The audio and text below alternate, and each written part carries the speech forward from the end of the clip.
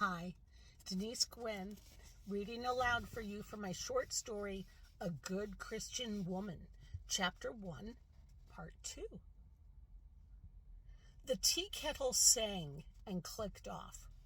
She dropped 2 tea bags into the teapot, poured in the piping hot water, and carried the tray to the table. Set it down in front of me. 2 delicate porcelain cups, a matching pitcher of milk, a sugar bowl, and 2 spoons. Mrs. McClintock didn't truck with artificial sweeteners. Mrs. McClintock, I'm so sorry to hear. I gasped back a sob. Don't talk of it. It's in the Lord's hands now. She sat down at the head of the table and reached forward to squeeze my hand. Her grip surprised me with its strength. Mama told me, yes, your dear Mama's been keeping a close eye on me, bless her heart.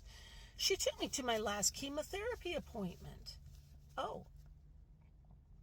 She pushed a box of tissues toward me. I pulled out a handful and blew my nose. The intense bond between my grandmother and Mrs. McClintock was an object of envy and admiration throughout the neighborhood. The people in the tightly knit-together village of Swan Falls were unlike any other people I'd met in my life. 30 miles south in my parents' neighborhood, nobody, and I do mean nobody, cared if their neighbors lived or died. 7-foot-tall fences staked the boundary between one yard and the other. One mean old man shot his next-door neighbor's cat, all because the cat defecated in his garden. The idea of a housewife walking to a neighbor's kitchen door to borrow a cup of sugar was laughable. I shuddered. What are your thoughts? Mrs. McClintock asked softly. She'd been watching me. Every time I come here, Mrs. McClintock, I'm amazed at how wonderful and caring everyone in this neighborhood is. You've got no idea just how plain shitty the people in my mother's neighborhood are. Well, your Mama's a special kind of lady. She's always looked out for me. Very true. Milk in your tea? Yes, please. She poured milk into the teacup, followed by the golden frothing stream of hot tea. I dropped in a sugar cube, stirred, sipped. Heavenly. I glanced at her to smile my appreciation, but she turned her head away, her lips trembling. Oh, the poor dear lady. She's frightened about the cancer diagnosis. Mrs. McClintock, I hope like hell that you beat this cancer. Oh, thank you, dear, she said absently. I sure hope so. A faraway expression filled her eyes. At last her gaze cleared, and she looked directly at me. It's funny, isn't it? What's that? You're how old now? 18? Yes, I said, surprised at the change in topic. You know, it's been so long ago now, when I was your age. Why, it feels as if I never got to enjoy my youth. Oh? Especially when I look at you, so bright, so young, so full of vitality. Well, that's too bad.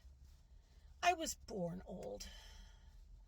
I don't know so much about that, I said lightly, playfully. After all, you were young during the swinging 60s. She smiled ruefully. Oh, as to that. Yes, as to that. People like your Mama enjoyed the swinging 60s, dear, right up to and straight through to the swinging 70s, if I may be so bold. I chuckled politely, but a tendril of uneasiness flared in my heart. Was that a dig at Mama? Girls like me. Things were far different for me growing up in the 60s than they were for your Mama. Why, I was a young married woman and starting a family. Oh, and then it hit me. I'd forgotten. That's right. You you had a family, didn't you? A little boy. He died when he was 5 in 1973. The words hung in the air between us. Despite the warmth of her kitchen and the hot tea warming my bones, a chill flitted through me. My stomach clenched as if I'd been punched. It took me a moment to recover, and as I sat there trying to absorb what she'd said, she pushed her chair back and stood up. "I'm due at the hairdresser's in 15 minutes, dear. Why don't you run along?"